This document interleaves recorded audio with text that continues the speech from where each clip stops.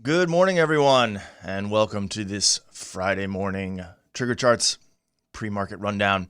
Just want to do a quick sound check, make sure everybody can hear me all right. I'm your host, Kevin Hoffman, one of the co-founders of TriggerCharts here. Thanks for asking, Jay.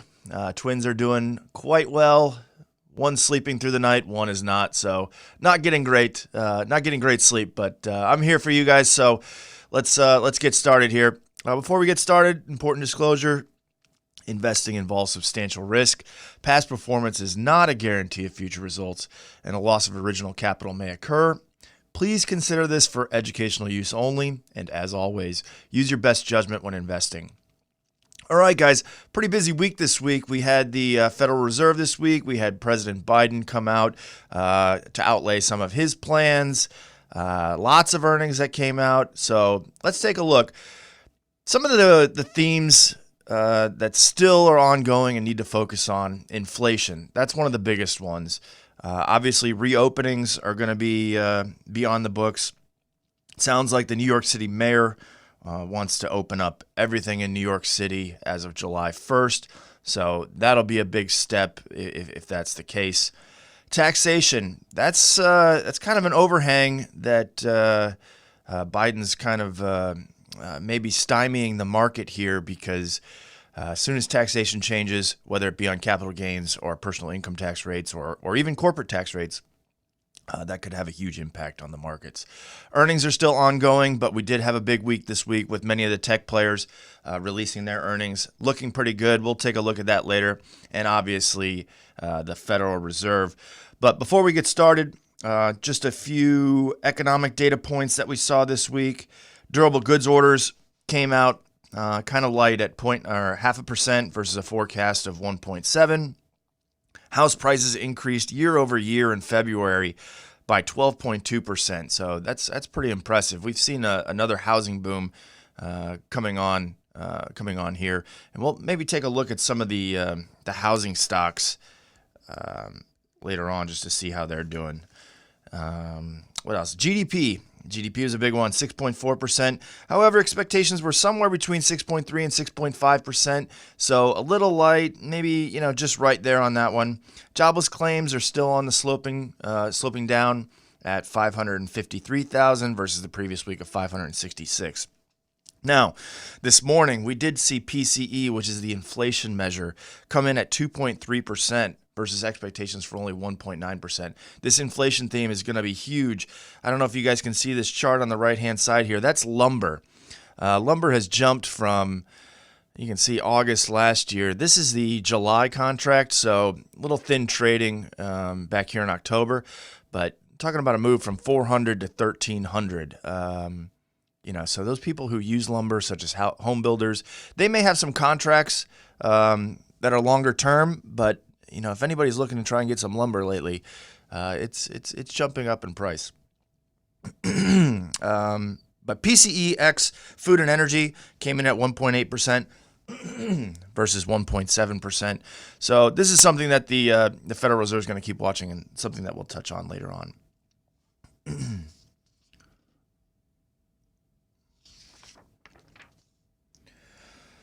All right, Federal Reserve. They came out Wednesday with their conversation. Pretty ho-hum, pretty boring. Powell appeared, however, relatively dovish. There was really no discussion on tapering any of the bond purchases. However, market participants seem to think that sometime around June, the Federal Reserve will start talking about slowing down on those bond purchases, which could also have an impact on the market, let interest rates run a little bit. So I'd watch that coming this summer, May, June, July timeframe, that we may see a little bit of pressure on the bonds. He did comment that markets were frothy, but didn't believe that was going to be much of a problem. He did also say that inflation was transitory. Now, transitory basically means that it's short term, but as we're seeing in the market here, especially on some of these commodities, we'll see how long it's going to last, but they've been on an uptrend now since end of last year, so could be quite difficult. Now, let's take a look at some of the earnings. As of yesterday, Thursday, about 43% of the S&P 500 had reported, with approximately 84% of them beating on EPS and 77% beating on revenues, which is extremely impressive. It's especially impressive considering the fact that the upside surprise on average has been about 30.7% on earnings per share. Previously, this amount was only about 12.8%. So kind of wondering, were the analysts just wrong here or what happened? It seems that this government stimulus, whether it be the checks that everybody is receiving, or not everybody, most people are receiving, as well as this net operating loss carryback, may be finally coming into play here, which is allowing corporate profits to get boosted rather dramatically. The other thing is the economy's starting to reopen. People are starting to get back out there and spend money. I think people are sick of being at home and ready to get out and live their lives again. So obviously big booms for corporate profits. Revenue growth on average around 10.4%, with net income growth at 62.1%. So either margins are getting frothier, or there's much more pricing power in the market today. Some of the notable earnings this week: Tesla. Let's take a look at Tesla. Tesla came out 93 cents versus 74 cents. As you can kind of see here on the daily chart, we have a pretty wide range here. This is a highly volatile stock, but been on the downslope since February this year, but now starting to consolidate. As you can see, this gray area here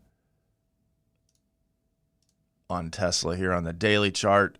So I think we're going to see this consolidate. It's a wide range too. So, if you're going to get involved in this, probably better on a short-term trading pattern versus a investment, unless you really have a lot of pain tolerance, as it spans from about 600 to 750. So you have about 150 points there where we're seeing some movement on Tesla. Alphabet came out, Google. They've really been a big benefit here from the stay-at-home play, whether it be tech or advertising or whatever, but certainly more people surfing the internet. So big move up here on Google, especially on the weekly chart. We see here from 1,200 to 2,400 from 1 year ago. So you had 100% growth here on Google on a year-over-year basis, which is extremely impressive considering this is more of a becoming more of a mature stock than anything else. Google did report, $26.29 or $26.29 on EPS versus expectations of only $15.71. So rather impressive there from Google. Microsoft also reported this week, $1.95 versus $1.78. Starting to see a little bit of downside here on the daily chart. However, weekly trend still on the uptrend here. Pretty good long-term uptrend. Apple came out at $1.40 versus 98 cents. Apple's kind of breaking out here on the daily, as you can see. Had this consolidation pattern over the last about 10-15 days or so. Starting to see this breakout here. We'll have to watch that one, see how it's doing.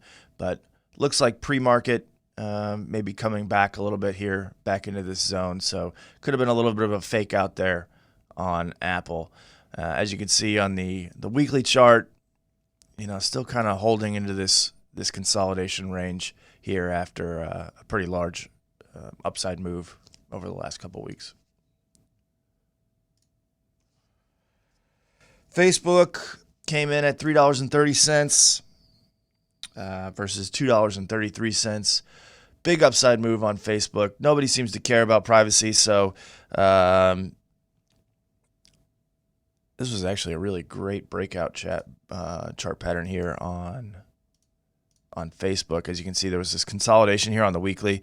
I know a lot of you guys are shorter term traders, but if you kind of take a look at some of these weekly charts, that's where kind of some of the the bigger moves happen. This long consolidation pattern from July of last year, kept trying to push up, and then finally, after some of these earnings, you got this big jump higher.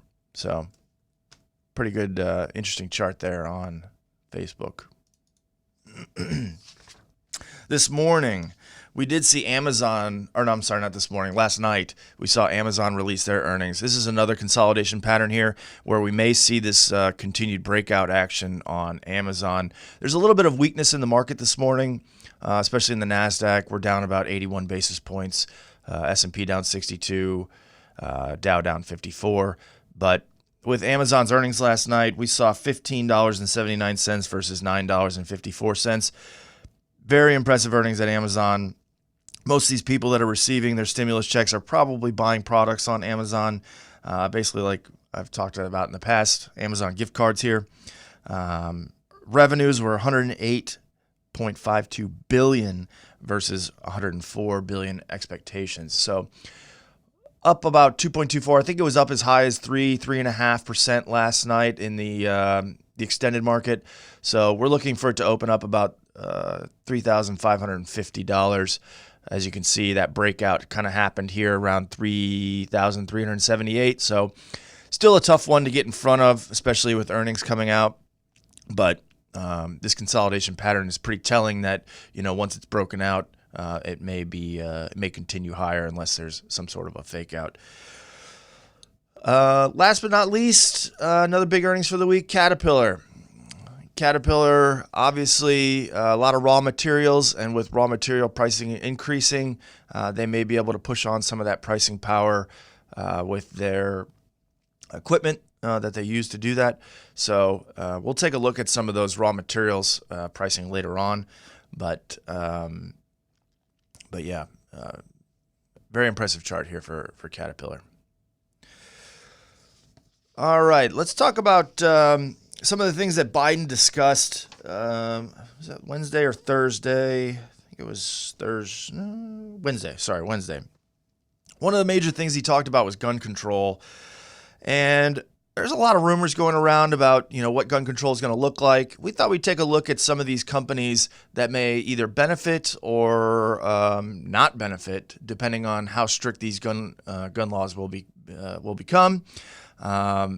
As we've seen in the past, as soon as there's a lot of rumors on gun control, a lot of people end up going out and buying guns and ammo. So, you may see that short-term benefit for some of these companies. But from Biden on Wednesday, looking to ban assault weapons, which, that's kind of subjective as to what that means, as well as high-capacity magazine. So where's the line drawn on that? That's, kind of the main question. Really wants to strengthen background checks and banning quote-unquote ghost guns. I'm not sure if you guys are familiar with that, but ghost guns are kind of more of a hobbyist type thing. They don't have a serial number, but they're built from parts.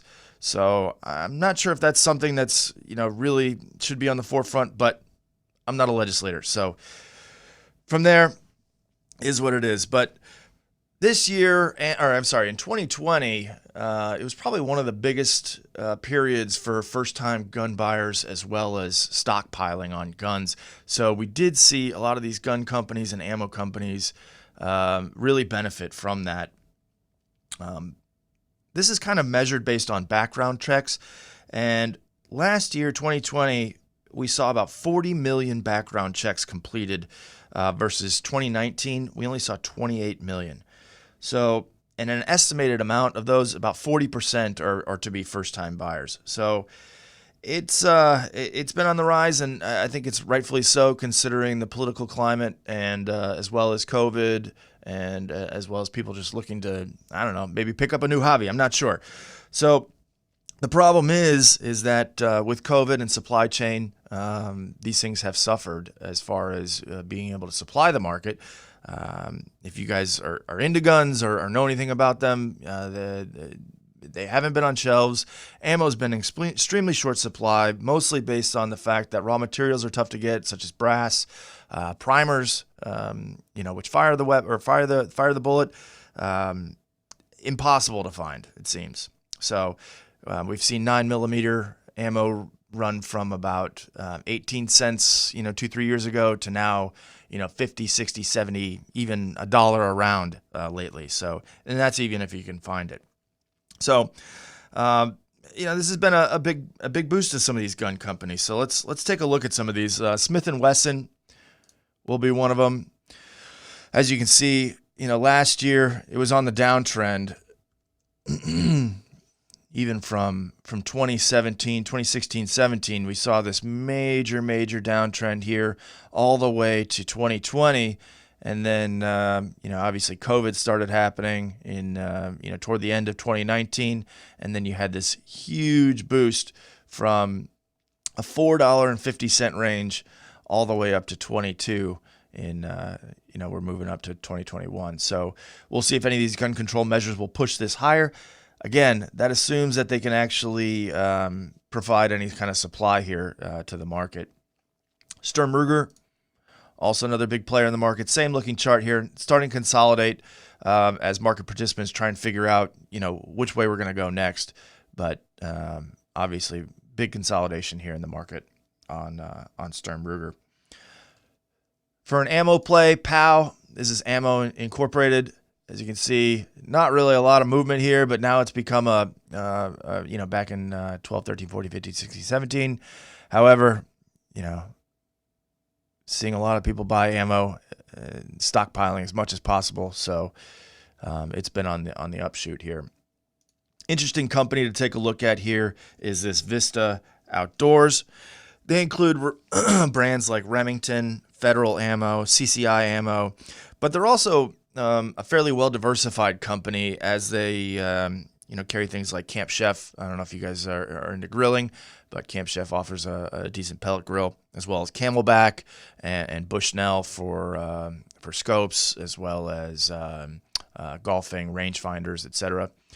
But same kind of looking chart here, a little bit slower though, as they are a little bit more well-diversified. But some of the stronger brands in the shooting and hunting market here on Vista brands. Last but not least in this category is Olin. They've kind of got the double play here, and I'll explain that in the fact that there's an interesting story brewing in the epoxy and resin market for fiberglass and paints and whatnot. So they do both epoxy and resins as well as ammunition. And I want to say it was about 8-10 weeks ago, there was a blizzard in Texas that shut down most of the epoxy and resin plants. And it's caused a ripple effect throughout the industry, especially down here in South Florida with boat builders. We've seen several of these boat builders who rely on fiberglass and resins shutting down their markets. Not shutting down their markets, shutting down their building of boats because they can't get these raw materials. So Olin provides both of these. So we've seen a huge increase for both ammunition and resin, and they're right in the middle of it. So this will be a fun one to watch going forward. I'm sure day traders are eating this one alive, considering the amount of movement that's going on here.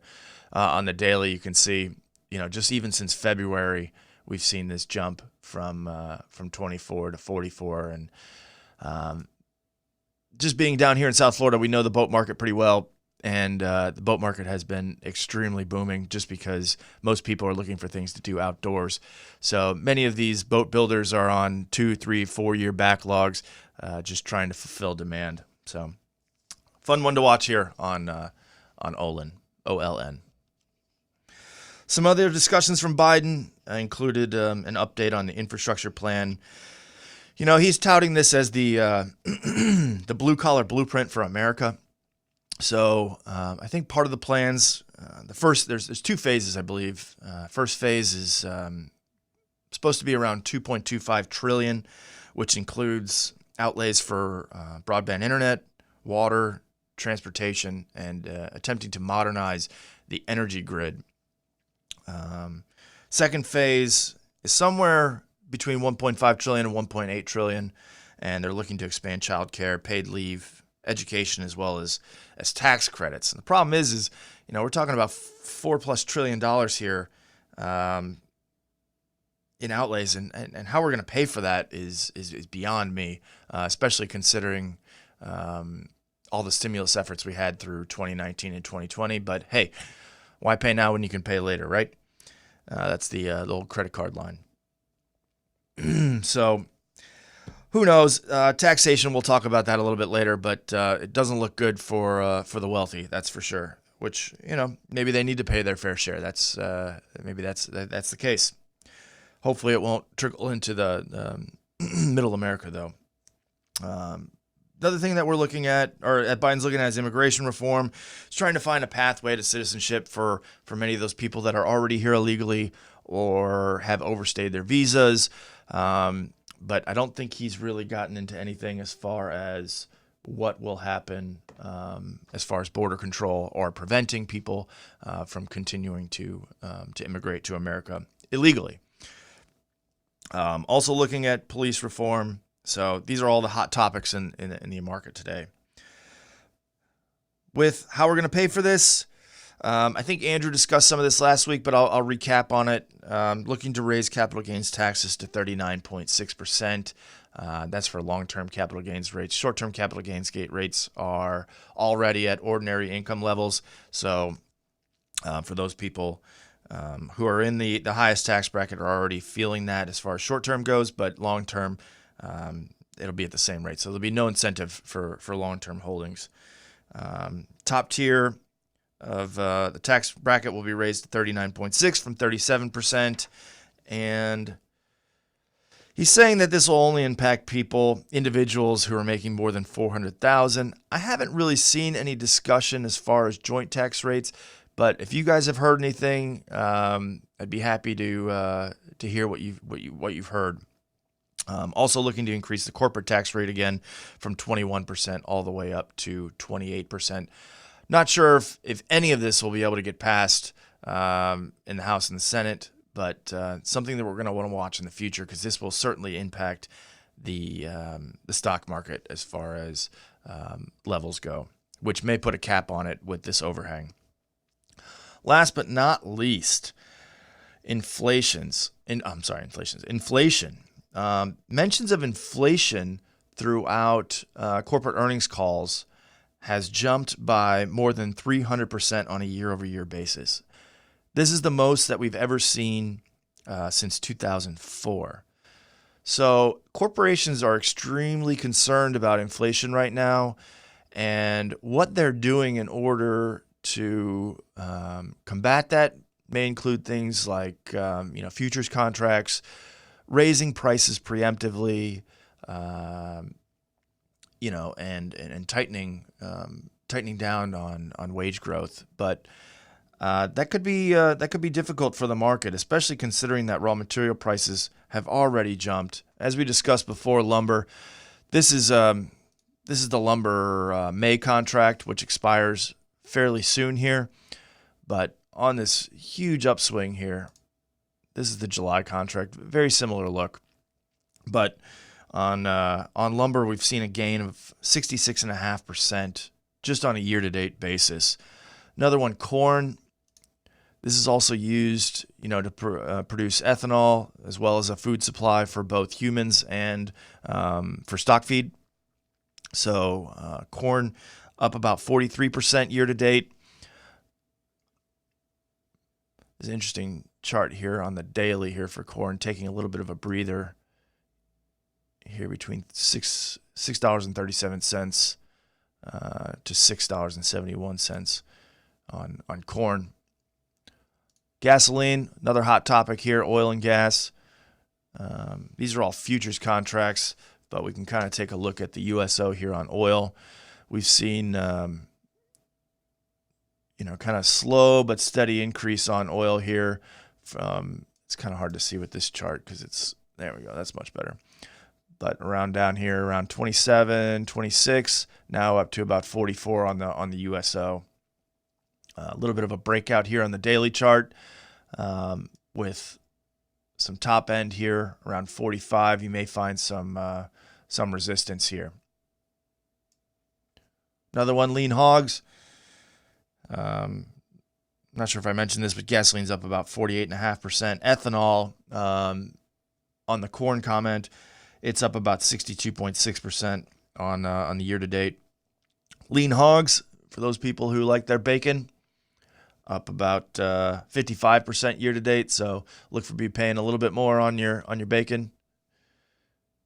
Big moves higher here. Again, similar chart to oil in the fact that it printed this high price here at 110 earlier in April, and now starting to consolidate a little bit. Just trying to see what's going on. Last but not least, lithium up 90% year-to-date basis. So inflation is definitely in the marketplace. It's just a matter of is it transitory? Is it short-term like Jerome Powell says, or is it here to stay? Typically, from an economic standpoint, really need a lot of wage growth in order to support increased inflation. However, with most people staying at home and collecting stimulus checks, it could be that short term, yes, they are making a little bit more money than what they would be working. But for now, it does seem short term. It's just a matter of, when they do get back to work, will they demand higher prices or higher wages? And it seems to be that way now, because many of these low-wage employers, we've heard stories from McDonald's and retail that they can't even get people to show up for interviews. People would rather stay home and collect their unemployment money as well as stimulus checks. So it'll be interesting to see how much higher wages have to run before people will want to come back and work, and a matter of whether or not this $15 minimum wage will be coming through from part of President Biden's plan. Last but not least, we can take a look at the indices. However, I'd like to leave some time for your guys' stocks. So if there's any positions you'd like me to take a look at, or if you'd like me to look at some of the indices, I'd be happy to go through that too. But kind of a lot of material there today that got pushed through. I'd be happy to answer any questions, or again, like I said, look at some of those stocks. But some of these key themes obviously are inflation, taxation, earnings, and the Federal Reserve. I think as far as fiscal policy goes, it's going to be in a lockup for some time, just because we already have the tax plan that was set out by President Trump. It's going to be hard to overturn that. So, but yeah, those are the major themes. We can take a look at the indice levels here on the SPY. We did see this breakout after a little bit of consolidation on the SPY, but again, not a lot of levels to look at here, as the trend has just been this slow creep higher. The only thing that we can think of is, potentially the old saying, sell in May and go away, but it doesn't seem to be the case considering a lot of the strength in the market right now. Nasdaq continues to be one of the most volatile, and it's in this consolidation pattern. So anything here, for those people who like to trade the edges, you have this 342 down to 335 on the QQQ that are kind of the sell and buy points on the daily consolidation range right now until something changes.